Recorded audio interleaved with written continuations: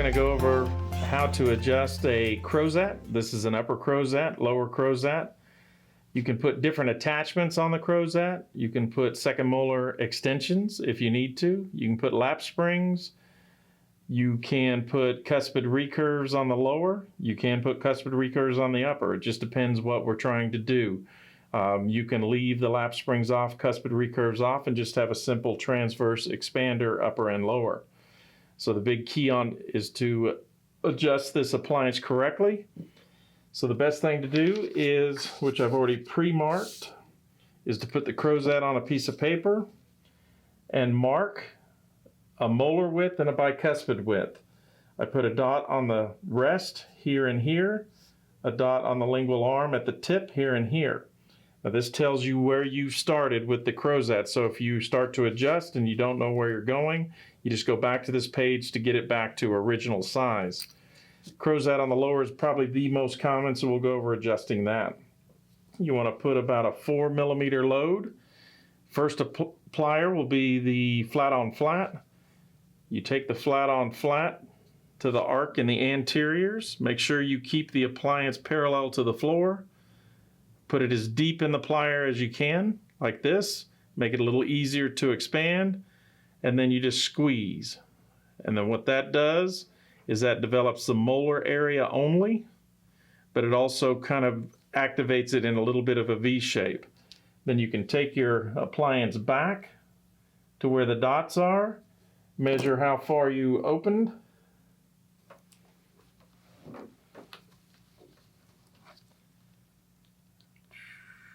Place a dot right here, and I'll measure it. I probably only opened it about 2.5 millimeters or so, 3 millimeters. So I need to go probably another millimeter. Sometimes this wire will get a little bit flattened out. You can move over to the edge, keep it parallel, squeeze, put it back down, dot, dot. I just activated it another millimeter. So that's a 4 millimeter load in the molar area.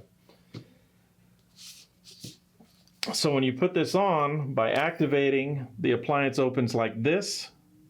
Your crib and your crescent rotate mesial lingual, so you have to come back and de-rotate the crib and crescent. Now this one's a little bit difficult, but you take, to understand, take your Crozat, turn it upside down.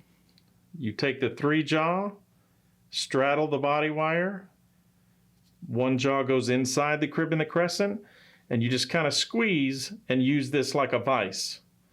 Now to de-rotate the crib and crescent, you just take the body wire, pull out like this, and then that de-rotates the crib and crescent. You do a little bit on each side. Flip it over, straddle the body wire, one prong inside. You can even grab it with your left hand if you choose. De-rotate by pulling away like this. So now I've de-rotated, I haven't activated anything, but my lingual arms will go out buccally a little bit. So now I'm probably about 3 millimeters wider on my lingual arms, so that actually worked out just perfectly.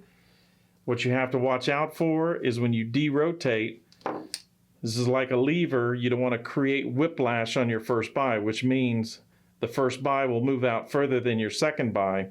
If you activate it more than 3 millimeters when you do your de-rotation, you have to come in with your 3-jaw, come back and put a little lingual curve to get the pressure off of the first buy. You can do that on either side. Now in this case, I don't really have to do that, but I'm just showing you how it's done. Take that, oop, wrong side, and then just kind of recontour right at the first buy area. Then when you place it back into the arch, you can see about a 4 millimeter load. The patient will just take the appliance, flex, and put in. So that's your transverse development. You go about a month to a month and a half on expansion. You'll probably get about 1 millimeter a month to 2 millimeters a month, depending on the age of the patient, also depending on the tipping of the molars and buys. Now you can also gain a little bit of arch length on this, also upright lower incisors. So to activate the lingual springs on the lower incisors, you take your flat on flat. The first move is to grab this, pivot off the last end of the spring, and bend downward. You want to bend it about a width of the wire. I'll move it about 3 millimeters with my wrist, which will then give me about a millimeter activation due to the rebound of the wire. Then you come on the other side and bend straight down. Same with the recurve spring. Come on this side, bend straight down. Cuspid recurve, straight down. Now you can see that lap spring got a little bit out of whack. I just take the 3-jaw, bend it down, and now it's back parallel. Then you seat the appliance.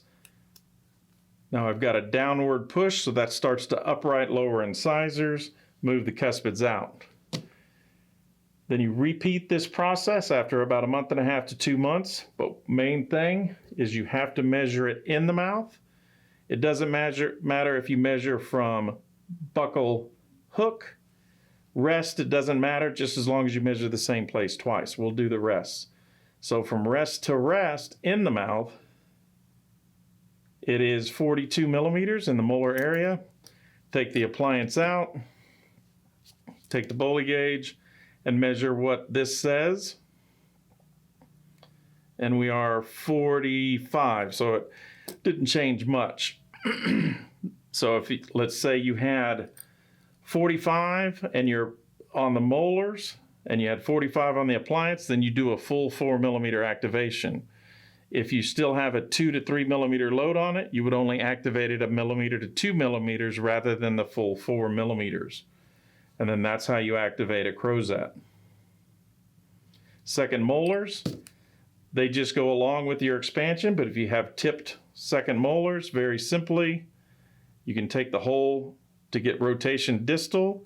If you want mesial rotation to move out buccally, you just take the single wire and turn this direction. That's how you activate the second molar spring. These are used for class 2 hooks. You can cut those off. You can use them for class 2 hooks or just not have the lab put them on. So that's an activation of a lower Crozat.